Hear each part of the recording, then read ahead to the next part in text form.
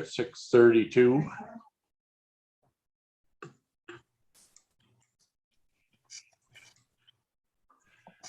And so the meeting is at order at 6:32.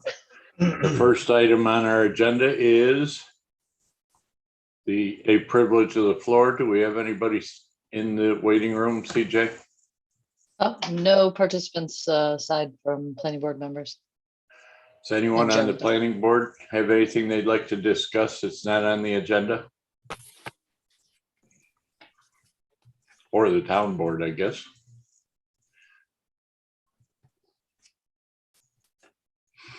Good, then we can move right into code updates. CJ, do you want to tell us what your idea is there? Yeah, hi everybody.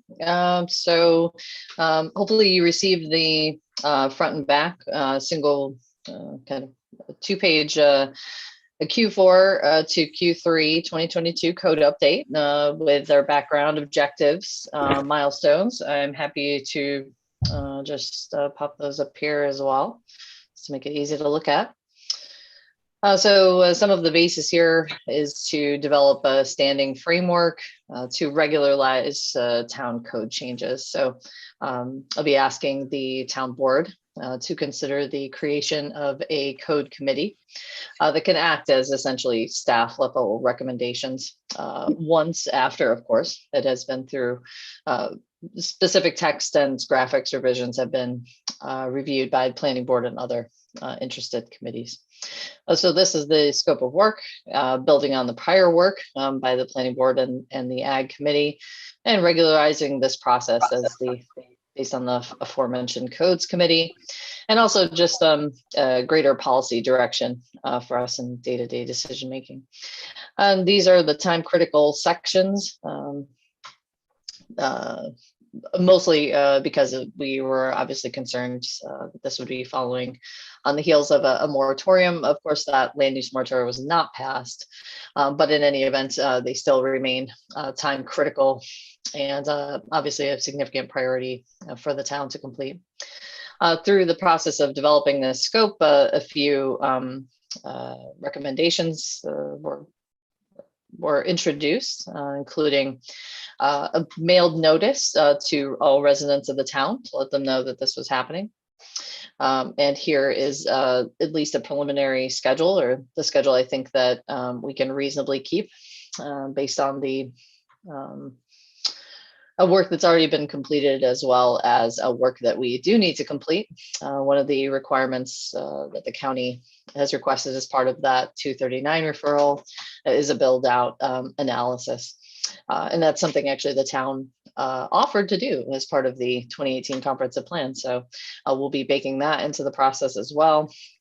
And this just follows. The highlighted areas are still areas we're not entirely sure about how we might like to approach them. There's some benefit to, for instance, making a positive declaration of environmental significance right off the bat, and then conducting public scoping for an environmental impact statement. Or we might be able to do just a environmental assessment form with a decent finding statement. We just want to make sure our findings, one way or the other, are robust and accepted by the public.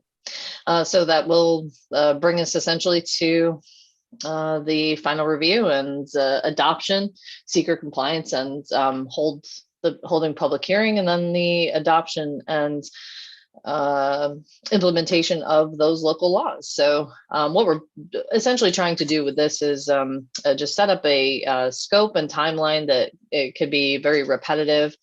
It's whenever a policy issue concern comes up from town board or planning board or other relevant committee, we'll be able to bring that to the planning board and town board's attention, and essentially just do this process again and again with zoning. So thanks to the work that you've all done previously on the zoning audit, as well as the work you did with the ag committee, we'll be able to move this forward quicker than we might normally be able to do. But the point of this here is to just create this framework to do frequent code changes so that it doesn't necessarily become, a thing to actually change the zoning, that it just becomes part of our normal work process.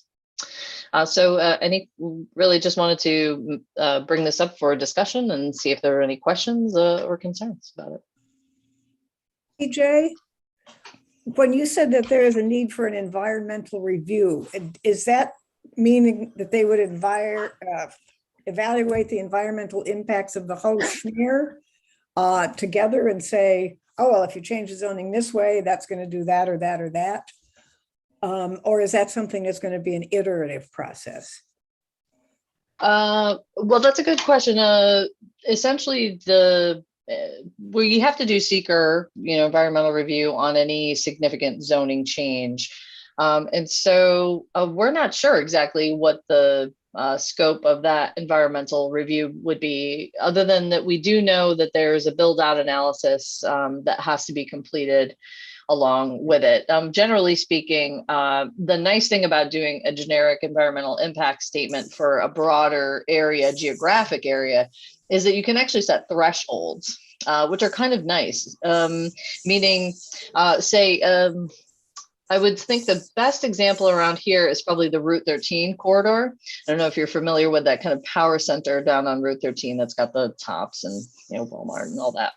But when they originally approached that for development, and I'm not saying the RA zone is equivalent to this, I'm only just mentioning the secret process. Not yet, anyway. I don't mean to frighten anybody with any kind of comparison to a major regional power center, but the underlying process was that they were able to look at all of that land holistically, say, here's the thresholds for it. And then any project that came in for review that met the criteria already was just really judged on its aesthetic and design merits. It didn't need to go through environmental review again. So that's kind of a nice feature for folks who are interested in doing development in the town. And also those of us who, kind of want to get ahead, I suppose, of the planning processes in places like RA and Ag. Nobody can see you. So CJ, what do you have in mind? What comes to mind Video as is you on. look at standing code committees and other locales? What kind of makeup do they have? What's the turnover on those? I mean, we see some pretty large committees like the Ag Committee has got, 9 or 11 people. You've got representatives from ZBA and Planning Department on there, and maybe even a town board liaison. But I'm assuming that, part of the committee, or at least oversight of the committee or participation, is going to be from staffers. But at the same time, it would seem like you might need to have a greater cadence of turnover than like the planning board has, for instance. I mean, we're pretty long-term here, but it would seem like maybe you want people to have shorter terms. And then, maybe you want to have more geographic representation from different areas of the town and different zones. So what are your thoughts about standing committee makeup? Yeah, that's a great question, Dean. Thanks for that. Well, I think, it's really borrowing from some of the success I've seen in the town of Ithaca with their standing codes and ordinances committee. They really treat zoning and all town code changes. So it's not just zoning, but all town code changes as a fairly regularized process. With the codes committee, my hope was that we can do similar to kind of what we've done a bit with this short-term rental local law, which is you get the initial draft and the initial framework from essentially staff, right? So from legal, planning, code, folks who are working with these documents on a daily basis. They kind of create the kind of platform by which then the planning board can really jump into a preliminary review. Now, that said, I would anticipate maybe somebody from planning board, maybe the chair of the planning board or another member could be also a member of the codes committee if they so choose. I already know there's already quite a commitment here with planning board, so I didn't anticipate that someone would necessarily want to do more. But in essence, the flow of the projects would go from the initial text and initial presentation to planning board would be from the codes committee. Let them hash out, the finer points and get a good first product to you, a good draft product, have it go through the committee cycle to you, and then come into other relevant committees, right? And then come back to planning board for final review before the codes committee would then submit essentially a revised draft or final draft version to the town board that coalesce all those committee comments and does give prominent voice to the planning board in making a recommendation of a final draft. Does that sound? Well, yeah, I mean, that answers a little bit, but it sounds like you're really not getting representation of community stakeholders until it goes from staff to planning board and then potentially public comment. And I'm wondering if we shouldn't have more public involved in the codes committee along with the staffers before it comes to planning board, so that we're getting more stakeholder and community input earlier on. I don't know, what other people think. CJ, I've got a couple of comments. Okay.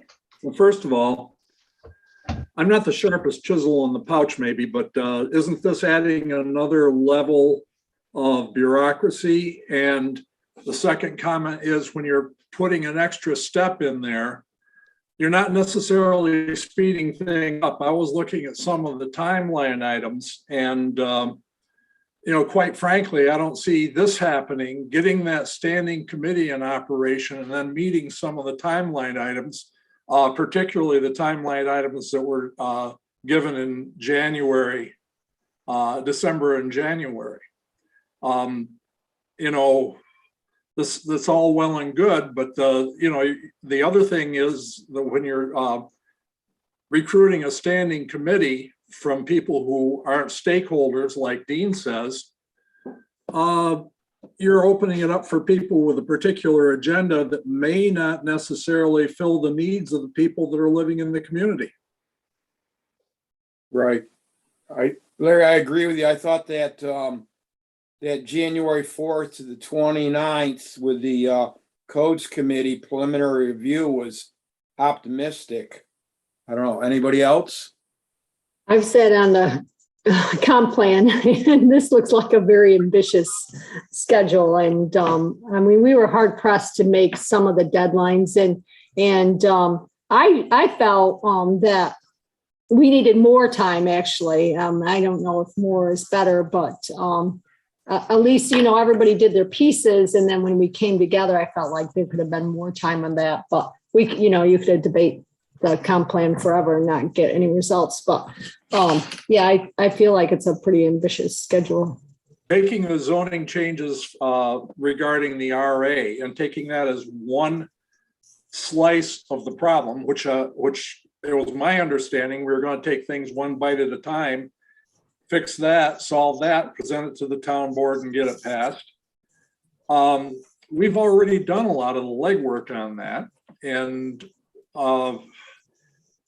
CJ, I love the organizational work that you've done. Don't get me wrong, but shouldn't we keep the focus on the first item, the first priority that's right in front of us? I think the bones of this are perfectly okay. It's established at least an order of business. And I sat at a meeting a couple months ago and said that, with regard to the moratorium that, or no, I didn't sit at the meeting. I emailed it in that I think we've already done the legwork and we're possibly capable of turning that around in a fairly efficient and rapid manner.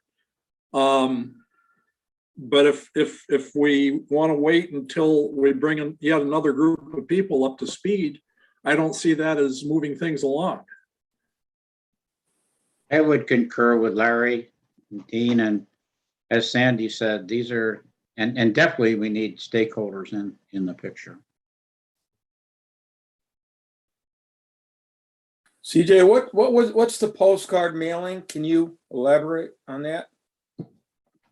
Yeah, the town board did request that just a simple postcard be mailed to essentially everyone in the town, letting them know that the town is getting ready to undertake this zoning change or zoning update. Is that by voter registration? That's a good question. We would probably just run the assessment list, but yeah, we could certainly do the voter list instead. It's probably then you more. wouldn't get renters on that if you had the homeowners. That's true. So I'm just wondering. I think the postcard is a good idea. I think this is the sort of thing that we should get out to the general public, and we can't count on people reading the notices in the official newspaper or looking at our website. So I think that's a great idea. And the sooner it's done, the better. But how do you I get agree it with to Al. everybody? That's the question, I think. I agree. What was that, Al? I was just saying, how do we get it to everybody? What list do we use? I think you can, I know for campaigns, we can take multiple lists and then have it sorted down to address. So we catch names in different ways, and you might get one with 2 or 3 names on it. So we just send one postcard per address. But that, if you take the voter list and you take the assessment list and work them together, that way you'll get the best list that you're going to be able to out of this. And then over time, we may be able to tweak it here and there if we discover there's something missing. Okay. Yeah, true. If there were a third list, it would be very, very helpful, because there are a lot of people that aren't registered to vote that might become interested in being registered to vote if they knew that something like this was going on. As far as having one cancel out the other, you do want both the property owner and the tenant to know about it, because the tenants are generally voters and the property owners are stakeholders. Right. So that's the assessment list plus the resident list, right? Resident at whatever the address is. It seems to me that your projected milestones, schedule, review, and adoption, that there's a lot of stuff in there, 1, 2, 3, 4, 5, 6 items, and only 2 of them are really hugely significant in terms of impact that they'll potentially have on stakeholders. And those would be the scenic byway overlay and the RA zone changes, and the rest seem more like stuff that, we can certainly accept whatever platform you give us from a codes committee that would be made up of staffers. Whereas, the things that really impact stakeholders in the community, I'm definitely concerned that we don't want to get too far down the road before people have some kind of ability to see what's going on. So transparency and a chance to react. May I ask, do you guys see sorry, Deb, I didn't mean to cut you off. I just wanted to ask you, do you see, for instance, the Conservation Advisory Council and the Ag Committee, for instance, as, do you see those as kind of the stakeholder sort of representative? Do you see them as representative of those segments of the community? Well, since we got them both, they both must be included. Of course. As far as there being stakeholders, the Ag Committee, I don't think there are people with more dog in the fight than there are the farmers, as far as real property is concerned. The CAC, I'm beginning to like their work. You know that I've always resisted the establishment of the CAC, but they've done some really, really good stuff in the last couple of months. And I don't think I'm making it, I don't think I'm telling anybody anything new, Tom. You've known that as well. But I think the work that they've done has been terrific. As far as the bones, the sequencing of the plan that you've laid out, it makes a lot of sense. But again, I say let's jump into it and build on the work that we've already done and get that item number 1, that red line item, out of the way, and then we can proceed to the rest. Particularly my favorite soapbox, which is site plan review, which we talked about in particular in the cannabis meeting. Some of the tools in that would be really, really helpful to have. I think we're there. And I think that this list gives us focus. As I said, some of the deadlines are maybe a little bit optimistic, but my main objections are to try to bring somebody else up to speed before we get this thing started. My thought is, let's continue with what we've got.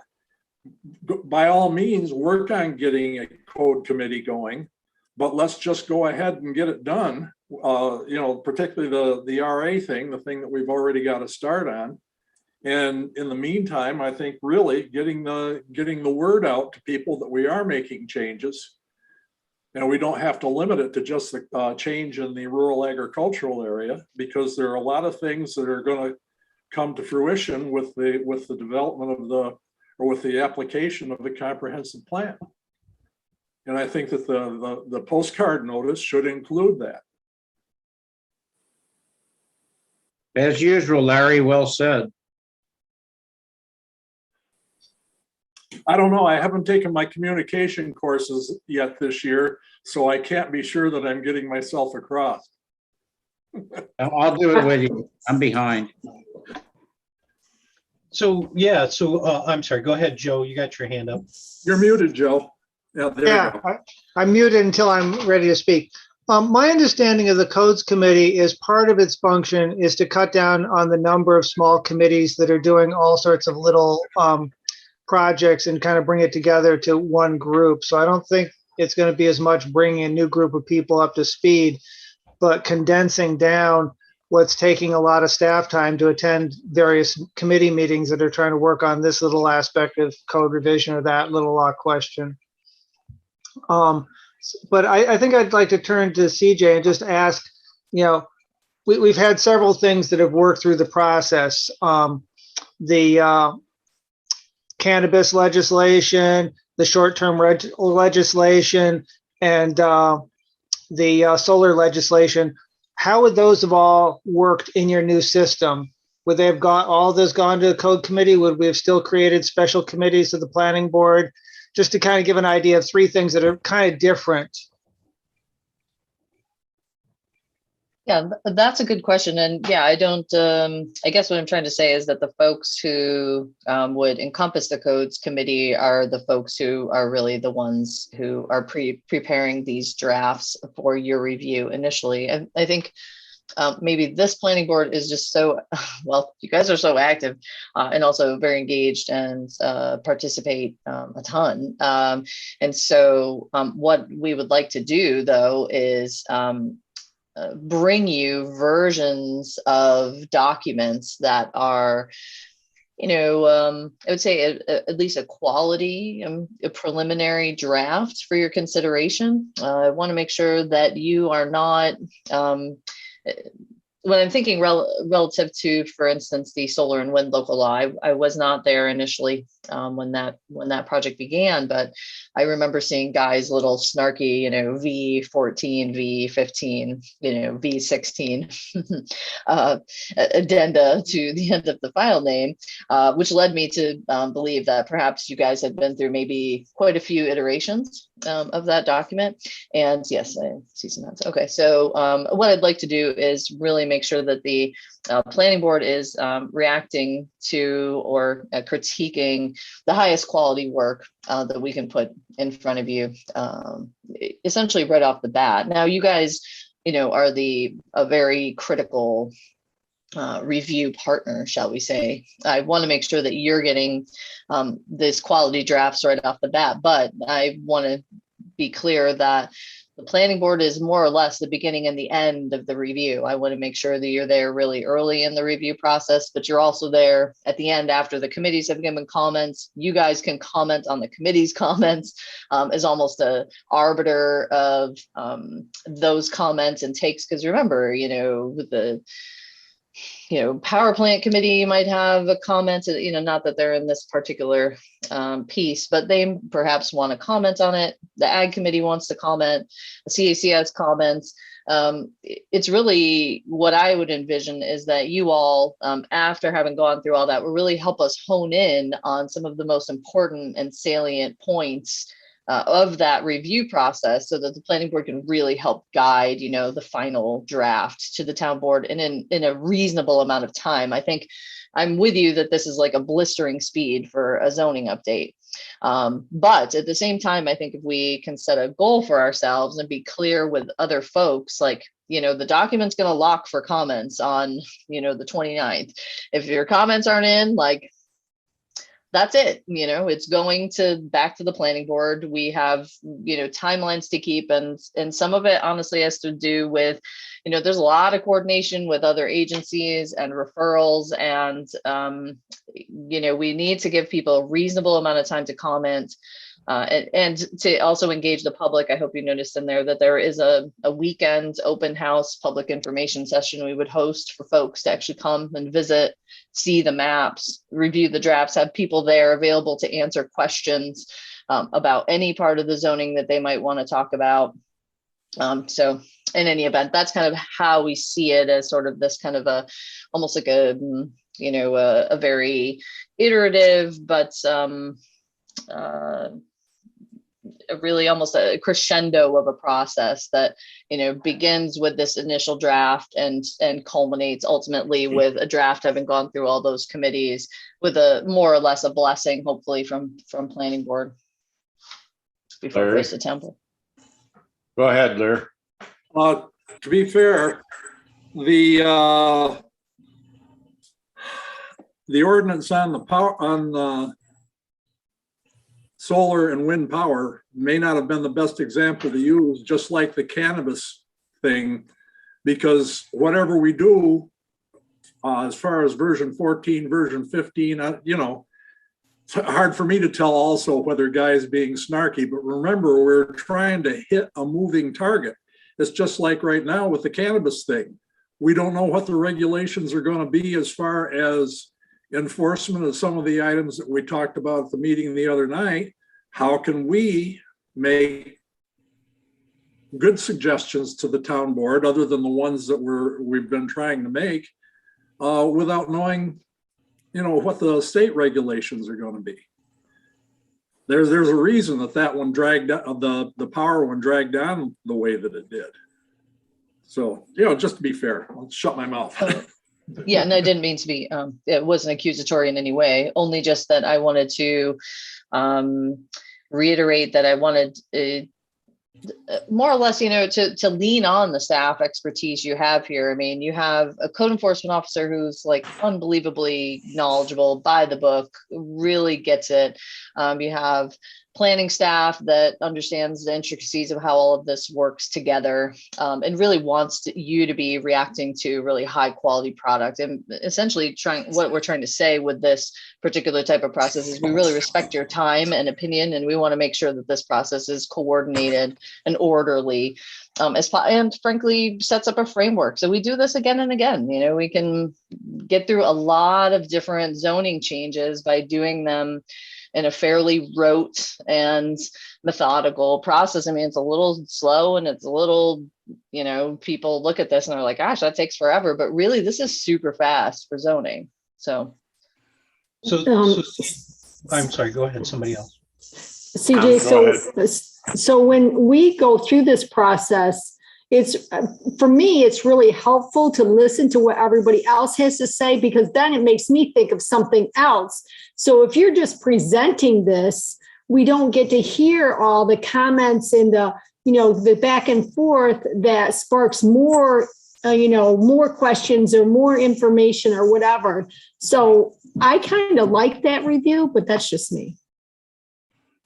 Tom, you had something to say? I'm wondering who is going to be on this codes committee? It's not clear to me. That still really remains to be seen, but in essence, it would be code enforcement officer, myself, planner, John, legal, perhaps a member of the planning board and a member of the zoning board. And I'm open to suggestions. It's just an idea out there right now. I think the only other place in this area that has one, town of Ithaca started theirs in, I think, 1979. It's been since it was on the books, really, really long time. But I think they run a really good model in that they just treat this as a very regularized process. And it's like, it's kind of boring, but it's governance, it's the wheels of government, doing their job. That said, I'm hearing, what Sandy's saying about maybe needing more than, those two both February meetings as well as both March meetings. I was thinking that those could be really almost dedicated, if at all possible. Obviously, I'd work with John on the scheduling of development review projects as well, but we could really, spend those entire meetings digging in to the text. And obviously, I would be happy to have, say the planning board said, really, we're just getting these comments back from Fire and Highway, and they have a lot of great comments on it. Could we meet, an additional meeting at the end of March to react to that? Or could we do another meeting in April? It's totally fine. Hey, CG, I do have a suggestion then. Two suggestions, actually. First of all, there should be at least two people on the planning board that would be up to speed and available to be at these meetings, so that in case one was away, another one could always attend as a member of the committee. And the same thing for the Board of Zoning Appeals. Okay, and the second thing is if the planning board and the Board of Zoning Appeals could all receive a copy of the minutes of the code committee meetings, so that everybody could be up to speed. And if we happen to see something that struck a chord, like Sandy said, we can speak up, get the word to you, and maybe get some focus on it.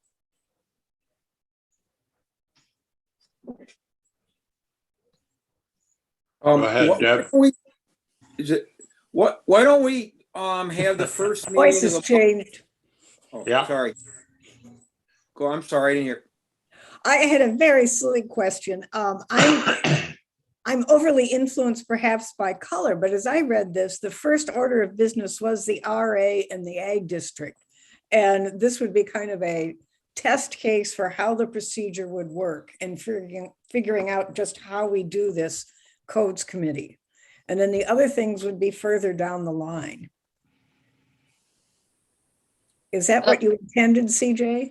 The idea would be that we can take that piece, and as soon as that is essentially ready to roll, then that goes through the review process. But these other pieces could be kind of in the background as for instance, the RA Ag zoning district, you all did an incredible amount of work on that has been essentially preserved and now is ready to go through essentially policy analysis. And we're going to be doing the build out analysis associated with it to get it ready to move on. Once that's in committees, once that has been handed off to planning board, the ag committee, the CAC, now the codes committee is essentially open to start the next chapter. So major subdivision regulations could be queued up, teed up, and in the pipeline. So then we get in the habit of doing essentially making changes to our zoning, both our graphics and our text on a very regular basis. It just becomes something that we do. Al? Which we now have the staff for. Thank you, town board. Al, go ahead. Why don't we have the first meeting of the month devoted mostly to this, and then the second meeting of the month is to the action that's been applied to the planning board? Yes, no? I think that's what we've been trying to do, with the first meeting being a working meeting. Right. Lynn? I think we really ought to address site plan, as we've tried to forever, and find out what really is legal and not what we can do. I know that's not going to change a lot, but we seem to have situations where our civilians in the town are upset. And if we could address issues that would be the ones that irk them, I would feel a lot better about it. And to do that on a regular basis with, projects going forward. In other words, move site plan review to article number 2. That's what I'm hearing. Yeah. Jerry? Sounds, yeah, go ahead, Larry. I'd like to point one thing out. I've been in construction a long time, and as Dean has, and as you have, and I'm a real believer in the use of templates. And I think that having this general outline to follow as a template is going to be very valuable in the future. I think the matter, one of the big matters, as Lynn has pointed out, is prioritizing which items are going to do us the most good the soonest. It's a good point. Go ahead, Dean. So back to the makeup of the codes committee. I am concerned about how we are engaging stakeholders. Doesn't mean they necessarily need to be on that committee.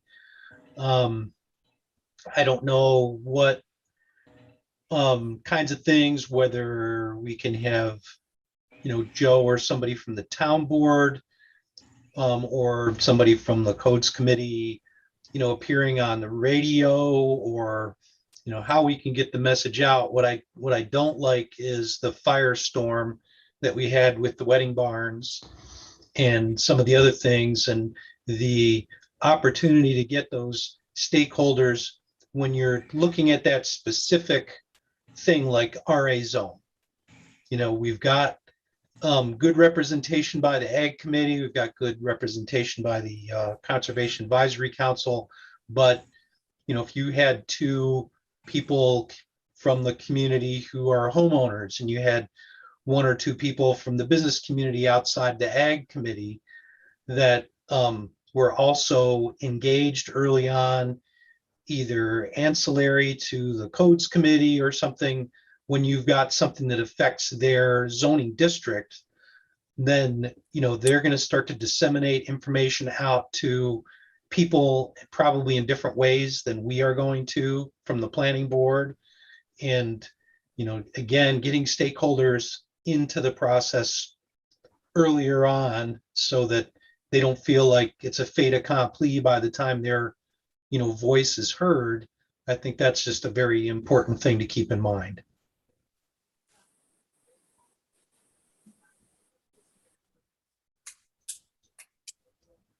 Go ahead, Deb. I have one concern with Lynn about, I agree that the site plan is crucial, but it seems to me that we can't really change too much about site plan review until we have different zoning regs. So we can urge people not to do this, but like the wedding barns, there is nothing in zoning that said you can't have a wedding barn. So all we have to do is cajole and say, would you please do this? But if we had more delineated zones, then we could say, okay, I'm so sorry, we can't put this here because it just doesn't fit at all. Or if we had more clear zoning, we could say, okay, you can have this kind of a function within this zone, but there are certain conditions. I agree, Deb. Well, thank you. Go ahead, Lynn. I think that we should be able to have conditions, and if the conditions are hours of operation, can we say it or can we not? I don't think we can. Can we allow certain items in the case of a wedding barn, or are there generalizations that are specific? And I'm going to leave that to you to determine, Deb, but my English language, but irritants to be mitigated. and in berms or whatever, I think we did not do what we could have done in that department. And it's definitely, as I see them built out, in a certain case, I like to see things happen. I like to have people realize their dreams. And I, think that what we're going to allow or what we're not going to allow, if you move into a certain area where something is permitted as a matter of right, maybe you didn't read the zoning to realize that that might make your life different. But at the same time, if the board had a ability to really execute a site plan or special conditions, if they're allowed by law, then we don't have to just ban something as a matter of course, no matter how it's put together. Go ahead, Larry. Again, all along, I've said that if we have things that are specifically allowed for the planning board to review and insist on in site plan review, a lot of those items would have been taken care of. As the thing with the ag district goes forward, I think we're going to have to look into items like other than site plan review. Site plan review would still be an important part of the situation, but there are probably certain adjunct activities which wouldn't immediately be thought of for an ag area, which the town board may want to approve as either a special permit or a PDA as the post-COVID economy develops. We haven't got a lot more people going into agriculture, unfortunately. And that's why a lot of the young people are leaving the town, because there's no place for them here to work. But maybe if we make things a little more certain and do provide a vehicle for allowing certain things, then that might make things better. The town board could decide to accept a PDA in the ag district, and then a really useful or really usable site plan review document or process would help make that palatable to the neighbors. Or if the town board doesn't think it would be a valuable operation, then they don't allow the PDA. All these things work together. You can't just take one particular item and say, this is going to solve all of our problems. We have to have them all together.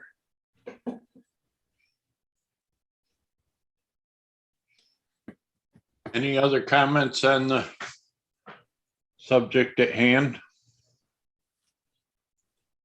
Yep, Tom.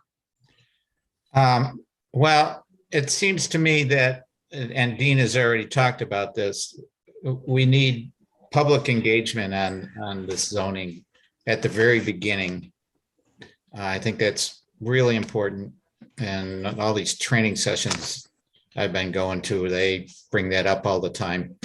And then later on too, near the end. But I think at the beginning, getting some public input might steer us more appropriately into where this community wants to go.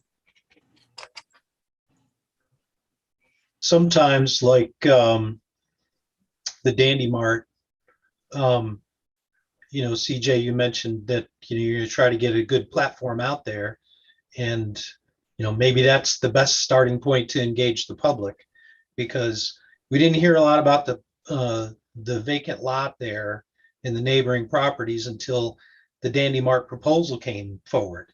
Then all of a sudden, everybody's got an opinion and a greater idea. So sometimes that's what it takes, is to get that initial proposal out there so that people will have something to react to. So I agree that is certainly a good way to start. But how we engage then the community stakeholders at that point, I think, is really pretty critical.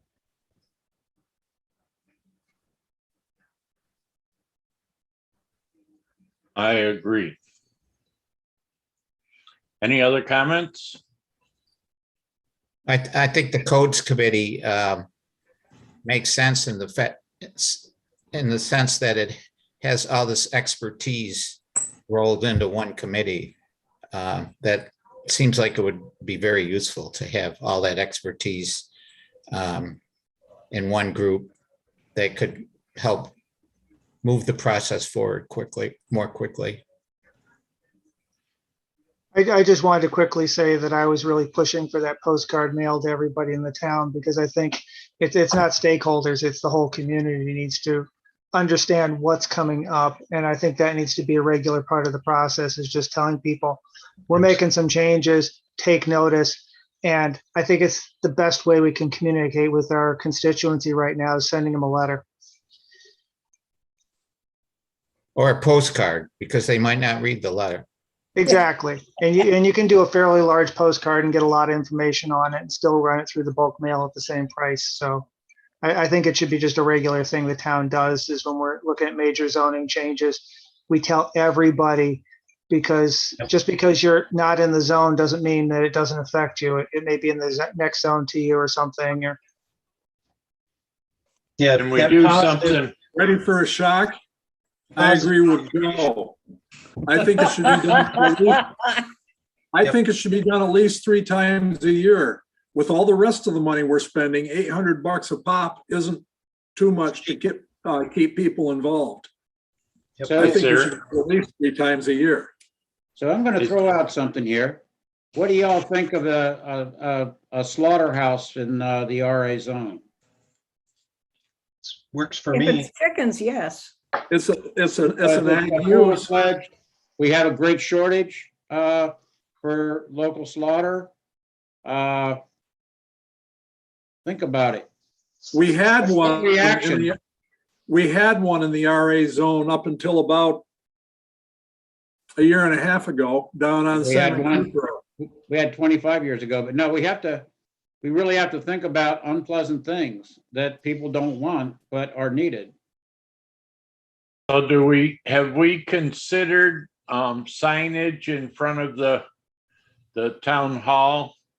Something out by the road or that might explain to people that this stuff's coming up and point them to where they could go? I think a lot of that might even get more response than a postcard in the mail. Posted at the Dollar General, they're everywhere. Every 5 miles. I think that multiple means of communication are always the best. Repetitive nature, same like the campaigns. There's yard signs, there's mailings, there's stuff in the newspaper. Eventually people get the idea something's happening. The town has a programmable sign that could be placed on a rotating basis to share information like this, the same way we're sharing information about the games and the activities at the park and things like that. Yeah, and I would like to see mandated that if you're going before this board to have some project, that you have to post it on the property so people can see it. Yes. I think multiple ways of telling people something's happening is always the best thing. Put it on the website. I know we're going to redesign the website so people can follow what's going on better. Every way we can to get the message out to the community just adds a few more people who are going to notice. I've been a proponent of the signage for years.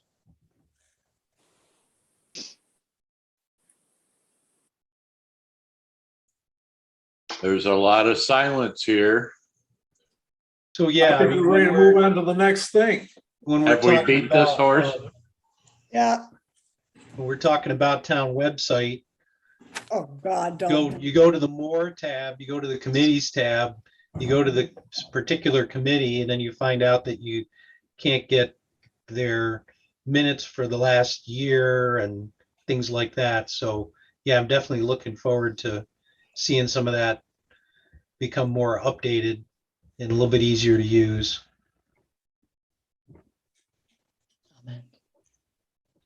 Do we go to item 4 now?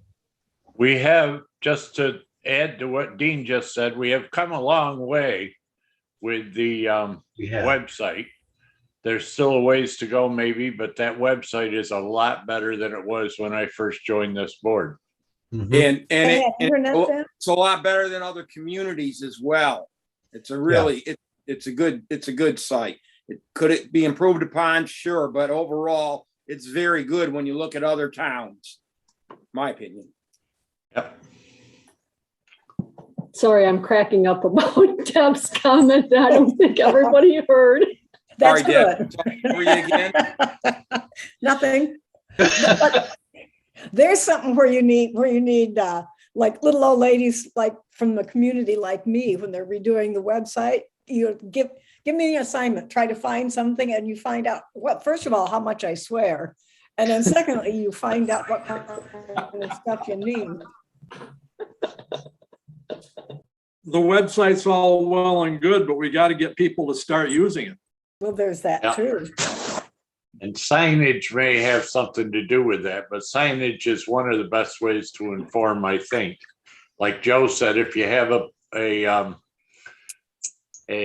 project starting, then signage so that people who drive along that in front of it and all the neighbors become the stakeholders, not just the neighbors that live within 600 feet. And so the signage is directed, and the directing people to the website and a sign in front of the, well, wherever we can without breaking our own sign laws would be handy. So Dollar General has not put up a sign on 34B as far as I can tell. True. No. Just corn. But they said they would. All right, we'll move They to, did say they would, yes. we'll move to action item 4 now. Good. And review the 2022 Planning and Code Department work plan, which is substantial. Yeah, if I could just say how impressed, CJ. I wouldn't want to do all this. I know. I wouldn't want to have written it.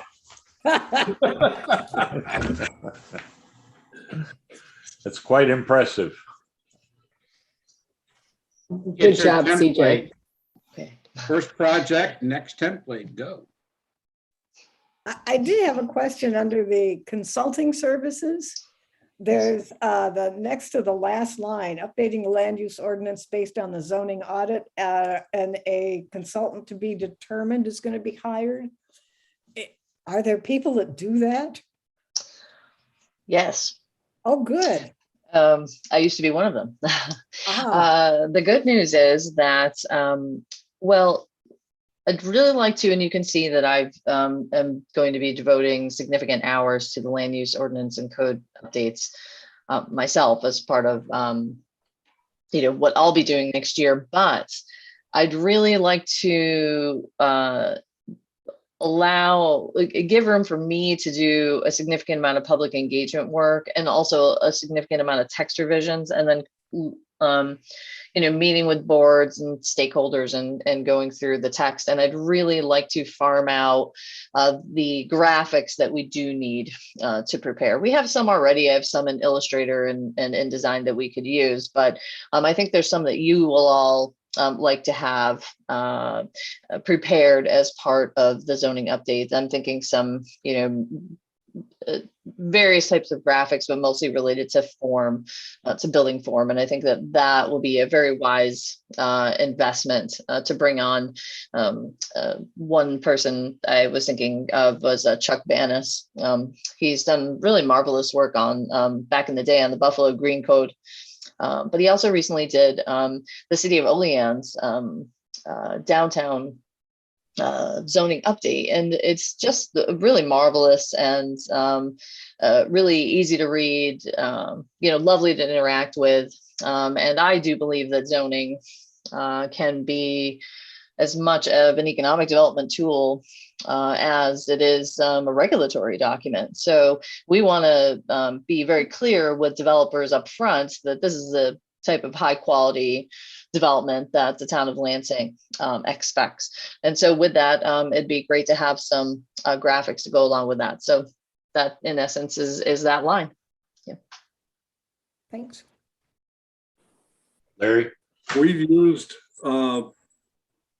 consultants in the past, all the way back to 25 and 30 years ago. I think that having being able to draw on somebody's expertise like that is something that's really useful. Some of the documents that we were presented at various conferences, for instance, the documents that were prepared for area design for Saratoga Springs, they were all prepared by consultants, and they were very usable and understandable to the public.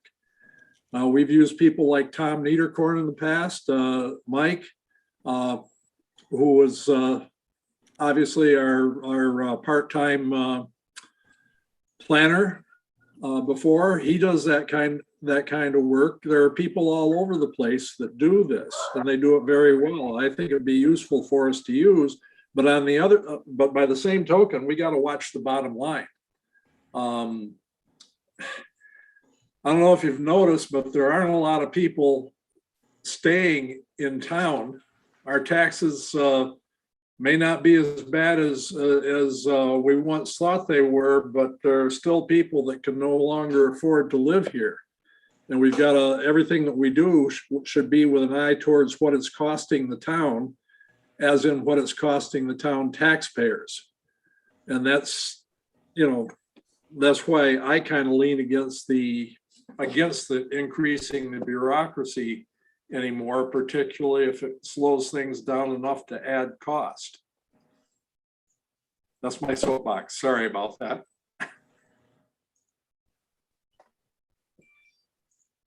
But I like this. Go ahead, Lynn. No, I think we're already on national news as being the most expensive town to live in New York State, at least Ithaca is. And so we'll just let it rip and let it go. I mean, I don't get how our kids are supposed to go forward. And I think there's a lot of lawn mowing going on, and that's about it for opportunity. That's only going to be for the next 5 years. In 2027, they can't mow lawns anymore. No, they get clippers on hands and knees like I did when I was a kid, You didn't have one of those push reel lawnmowers? No, we had the clippers, you clip sheep in certain times of year, and then you can clip around trees and stuff the rest of the time.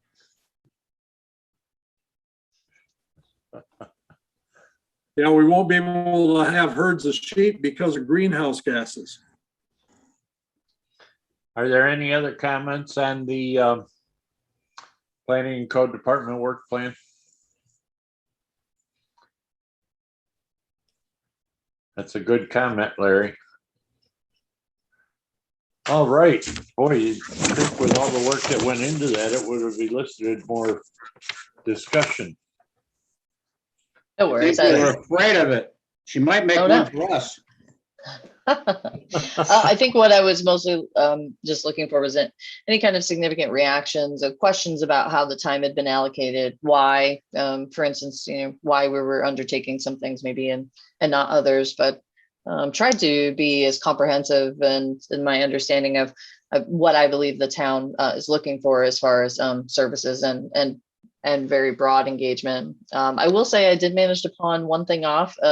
Parks and Recreation Superintendent Pat Terrell graciously agreed to attend the Tompkins County Parks and Trails Network meetings from now on. So I'm gonna bow out of that one, and he'll be attending. So Good we are job. trying Delegate. That's right. Yes, and it's wonderful. We have such great staff to delegate to, and I really, John coming on board has been obviously, such a really positive thing for the department, and I think, for frankly the town overall, it really frees me up to be able to work on the zoning, which I know you all care about a lot. So thank you, and don't hesitate to send comments. Okay. I think we all appreciate that the plan is a living document, and we know that it is there are certain items of it that are going to change. At least with us having it written down like this, we'll be able to ask questions and comment on it like you just said.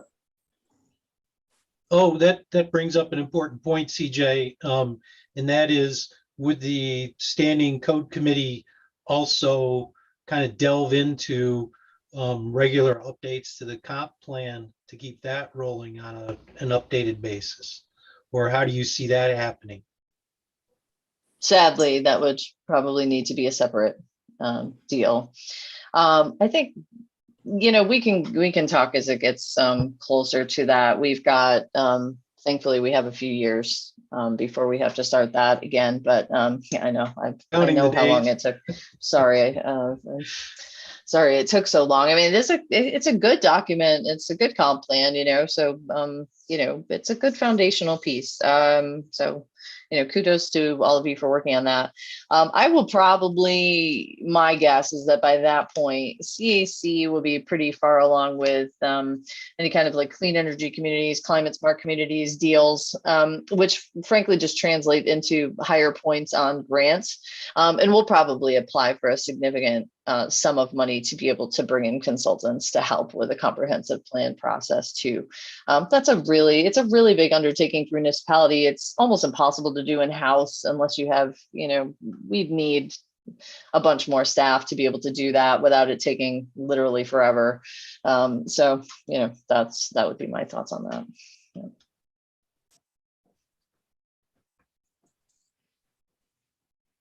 Good point, Dean and CJ.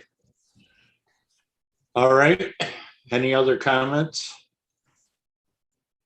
So we'll move along to expiring member terms. Do we have any other terms other than mine that are expiring this year? Tom? Well, the Dale? alternates. Yeah, are the every year. alternates is every year. Yeah. So as I spoke about at the last meeting, my term is up at the end of this year and I won't be able to sit again. So that means the board is going to be looking for a new chairman and a new member. Are either of the alternates willing to or have a desire to move up to the board? I do. Tom does. I've already submitted my application. And then we would have a opening for an alternate on the board. So I don't know if we have any applications that have already been submitted, or if I don't frankly know what the procedure is going ahead. But CJ, I'm sure can tell us. Can we Hold on just a moment. Dale? Go get that. This was just policy adopted by the town board last year. Kind of happened to, the notability of it disappeared a little bit with the date. We were so happy. Isn't this great? This policy has been adopted, and then COVID. So I guess it got a little lost in translation. But I attached this to the email as well. This just outlines the appointed board process for these kinds of statutory boards here, and just so we're all on the same page and everyone understands, how that process works. So that's attached to the email. Can we just extend existing alternates? Because it'd be a waste of time and a waste of assets to simply say, oh no, you can't be an alternate again because somebody else applied, or you've been an alternate for a year and now it's time for you to reapply and get reapproved. In either case, for instance, with Tom already making his application for the opening on the board, that's proof of the way that the alternate system works. We've got somebody already up to speed, ready to move in. And it would be a shame to waste the assets that we've got in Dale. So is there some way that we can assure that people who have been training themselves as alternates, if they're interested, can stay on? I think we make that recommendation to the town board. And it's up to the town board to do the appointing, but our recommendation usually holds some weight there. Is it proper for me to ask at this point if anyone's interested in the chair position? I have somebody I'm ready to nominate. Me too. Are we at that point? Andy. Are we at that point, CJ, where we want to try to nominate people for consideration by the town board? Yeah, this is certainly an opportunity for this discussion. I did just want to let you all know that the recommendation to town board needs to be made by. It has to be made before the organizational resolution meeting that year, as per Town Code 7-7.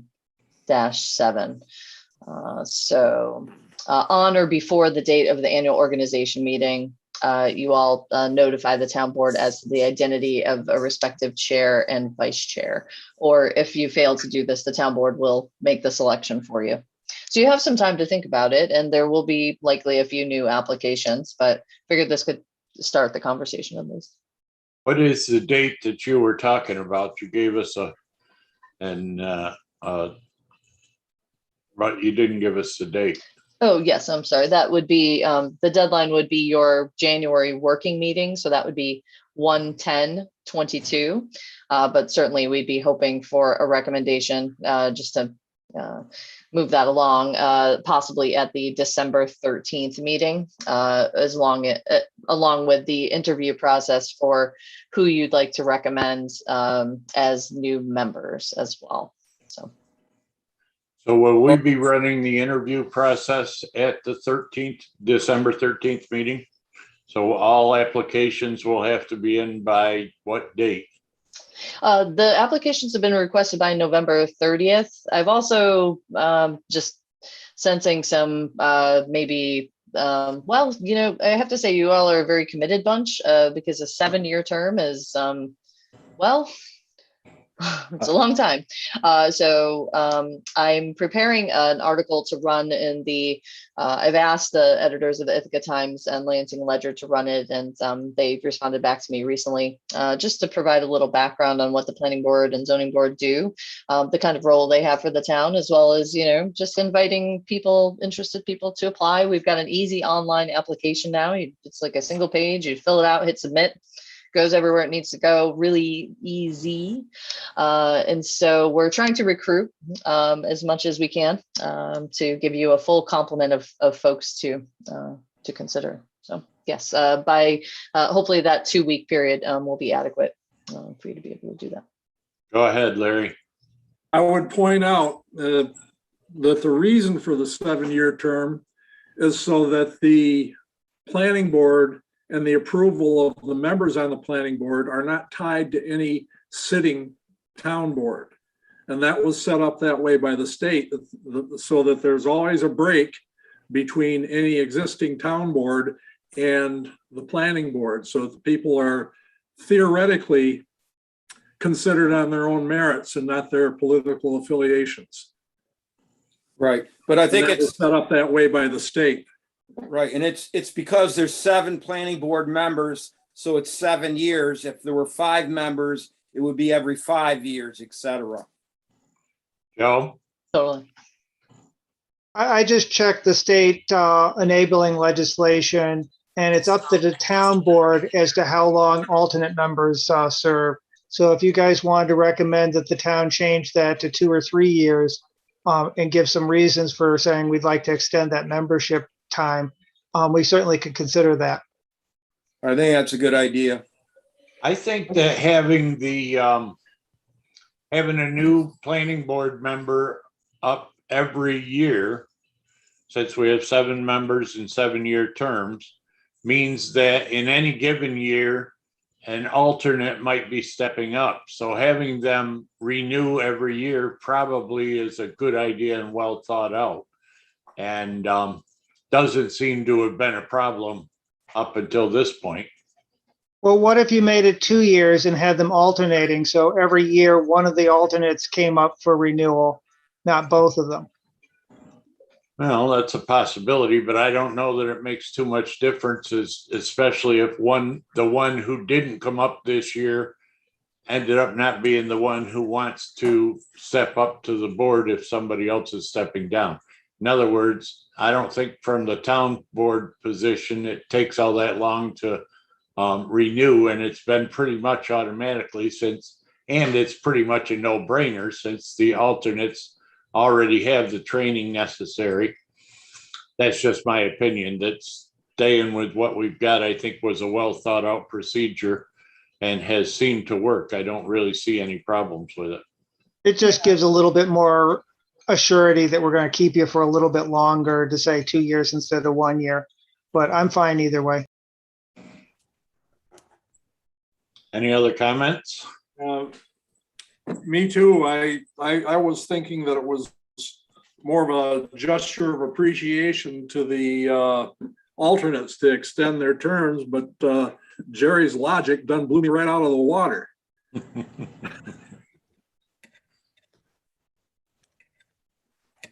Go ahead, Tom. It's not a big deal to apply every year. Yeah.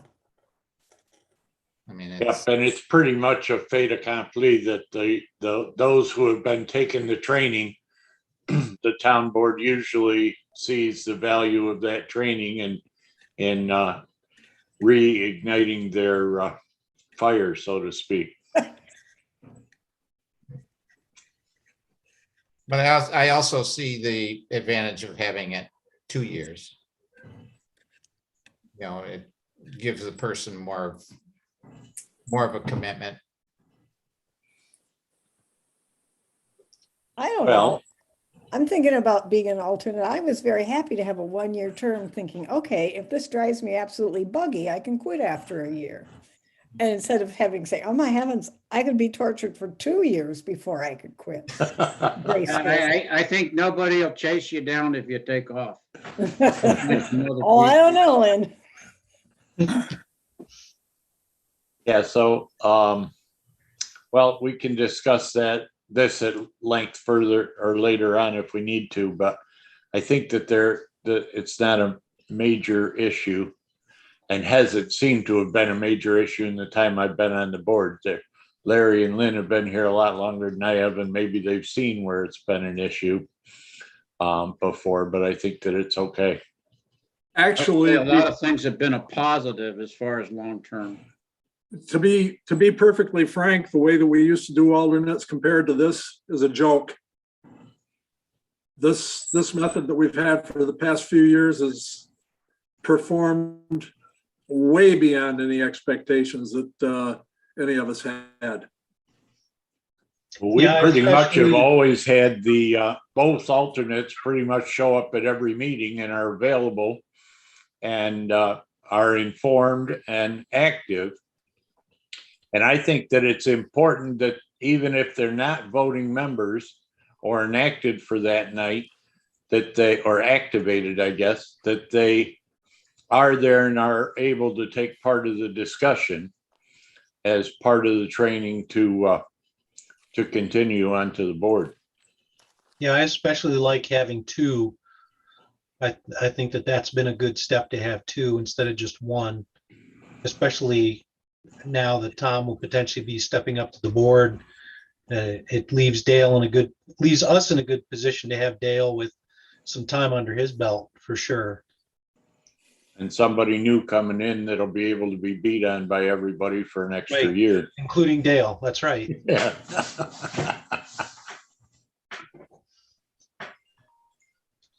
All right, so do we want to try to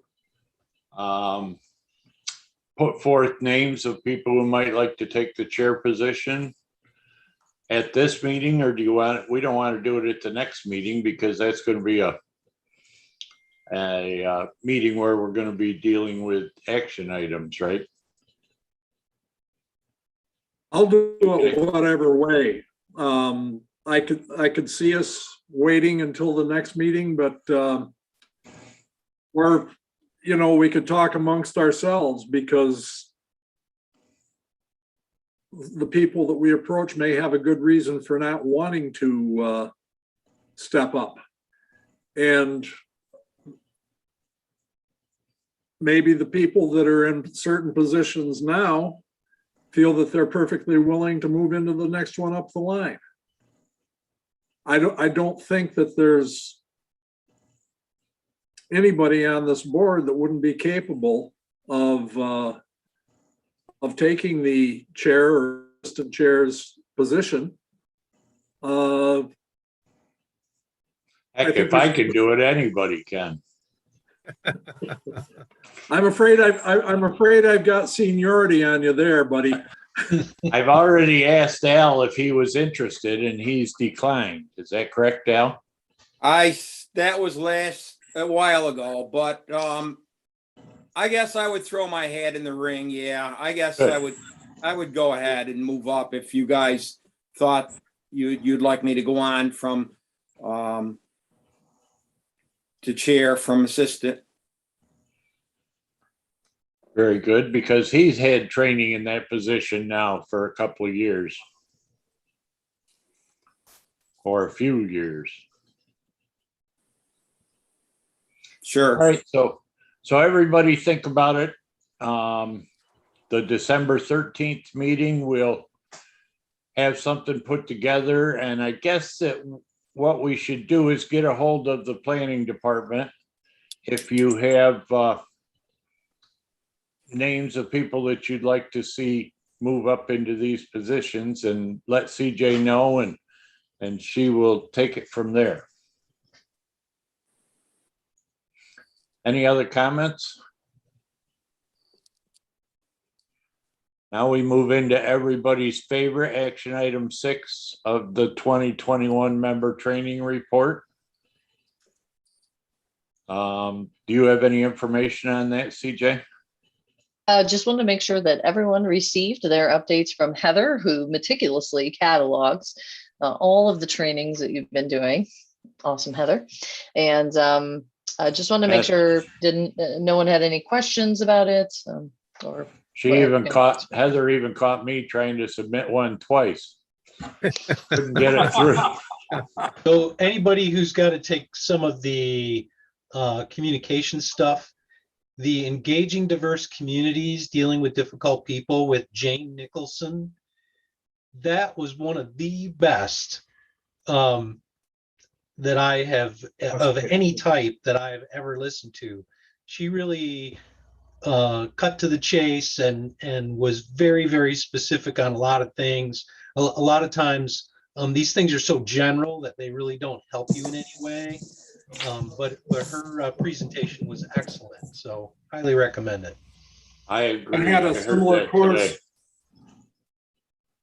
Today. I had a similar course about 25 years ago at Triangle Steel, and believe me, people weren't anywhere as near as difficult then as they are now. So, are they 2-hour courses or 1-hour courses, CJ? 1 hour. 1 hour. About an hour 15 by the time you get through all the questions. Or an hour 8. So we have to take 2 of the courses to do our 2 hours a year, right? Yep. But if you so desire, you could do all 3 courses that she sent out. Or find yourself 4 or 5 more. I don't know already why. up through next year with the other courses that I've got, and I know they won't carry over, so. Possibly next year, they'll actually have the meetings at one of the hotels or at Saratoga or something instead of having to do it online. Go ahead, Sandy. I don't understand why the perm training doesn't count. Good. Actually, Heather explained that to me. That's done by the town safety officer, and it answers a different requirement. the requirement that it handles is workplace abuse and workplace violence. So it really, yeah, maybe it's partially communications, but it doesn't specifically address the same things that the communications courses do, but it does address state requirements for the abuse and violence training. That's the way it was explained to me. Okay, I just have to take all of these trainings for Cornell, and then I took all the same Oh, trainings God. for. Well, this if you've taken them, then submit the documentation to Heather. I thought I had That's the way it works to. with some of the other courses. I tried that and I got rejected. And I I got, took, And I I took the have- assessment and they said I have the one three I took different- for assessment would work. I have 3 different groups that I train Oh, for. God. So it's crazy. Very well trained. Well trained, Tom, that's right. Okay, just wanted to bring that up because they're hardcore on this now, that if you don't have all the trainings completed by November 17th, it's, it's curtains. So anyway, just wanted to reiterate that they are serious about getting these trainings done, and just want to make sure you all had that list and had heard from Heather and knew where you stood, and that was it. And the perm trainings actually are no longer available after October 31st, I believe, right? Heather's got I had a tough CDs. time getting in. I couldn't. get Heather's in. got CDs of these trainings that you can borrow and take, and she's also got paper copies. Ah,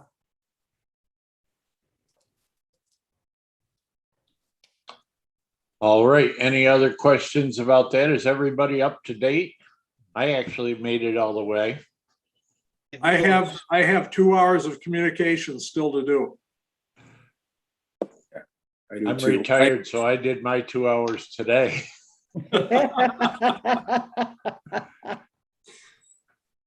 Okay, just get in touch with Heather. Any questions? Just want to make sure you meet that deadline and got everything set and ready for the year. So, Al, well, did you have something you wanted to say? No. No. All right, we'll move to the planning report. okay. Is there any questions on the report?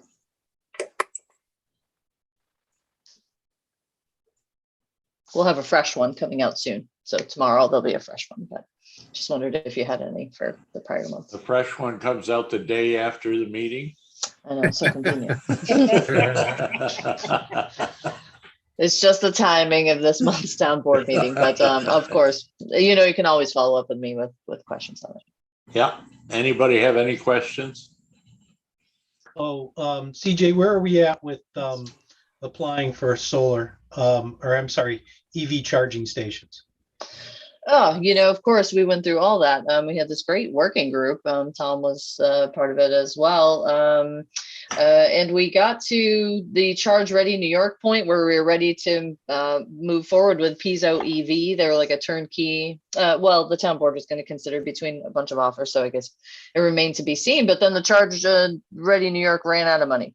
oh, So literally the day we were in front of town board to talk about this, which was kind of exasperating. But in any event, my guess is that we are going to see, with this big, infrastructure bill, I think we're going to see pretty broad scale deployment of EV charging infrastructure. And probably after the new year, we'll see some money coming again from New York State. I did speak with NYSEG about their Make Ready program, which we talked about a bunch, and Joe was part of our group as well. But Make Ready is confirmed, I think, for at least the next 5 years with the utilities. And what that does is pay all the infrastructure costs of connecting any publicly available EV charging station. So basically, if they have to do line upgrades or bring in new infrastructure to essentially make the site ready for an EV station, the utilities have to cover all of the cost of that, which is really marvelous. And they've been really easy to work with too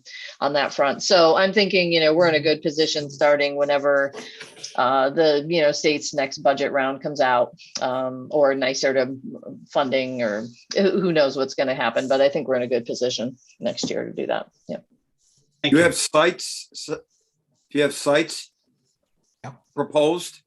You do? Mhm. Okay. Yeah, and I'm happy to, we did prepare, of course, we got all the way to preparing a memorandum and proposals and everything to town board. And then, of course, it went kaput. But I can share that memo with you. It's just a front and back about how we went through the process and how we came to the recommendation to even do the stations in the first place, and that process that we went about. So I'll forward that to all of you, just in case you're interested.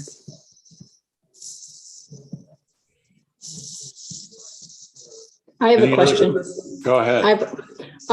We have 2 meetings in November and 2 meetings in December. Is that correct? Correct. Okay, I just wanted to double check because of the holiday. I want to make sure. Okay. Yeah, we've got them scheduled for the 13th for the working meeting and the 20th for the action meeting. Or wait, hold on, not the 20th. Is it the 27th? 27th is the 27th, action. Or wait, no, wait a second. Did we move that up? Hold on a second. Just a moment. I have it on my calendar on the 27th, December 27th.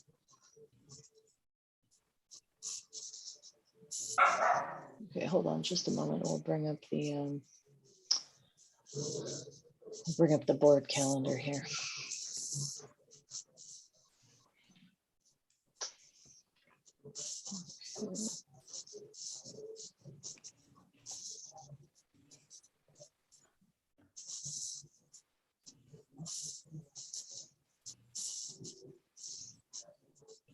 Okay, yes, okay, no, our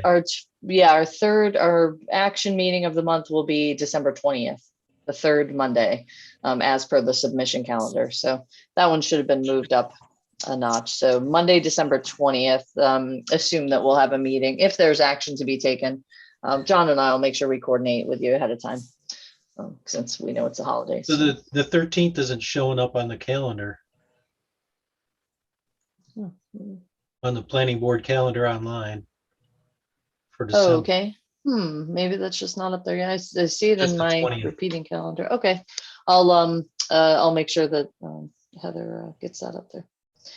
All right, unless there was a preference for meetings or not meetings that month, but I figure the 13th we can do. My idea is to do kind of the as per the code update, the discussion we just had, to do a kind of policy overview, understanding of the RA Ag piece, and then we'll do the member, we'll do the interviews for planning board members, make a recommendation to the town board on the chair. So there'll be a few working things to do at that meeting on the 13th. So I assume we'll keep it as well as the meeting on the 20th, but I will ask her to update the online calendar. Yeah, the planning board page says that the meeting's on the December 2nd and then December 20th. Oh, that's weird. Oh, yeah, project review is December 2nd. Okay, maybe it's just a little typo there. We'll get that straightened out. Thanks for letting me know. The Yeah. website has a mind of its own, especially the calendar. So thanks. Okay, any other comments, questions? Nothing else on the agenda? Then this meeting's adjourned. Thank you very much. And we'll Thanks, see everybody. you the 22nd. Yep. That's right. Okay, great. Thank you all so much. Evening. Have a all. good night. Bye. Have a good evening. Have a good evening.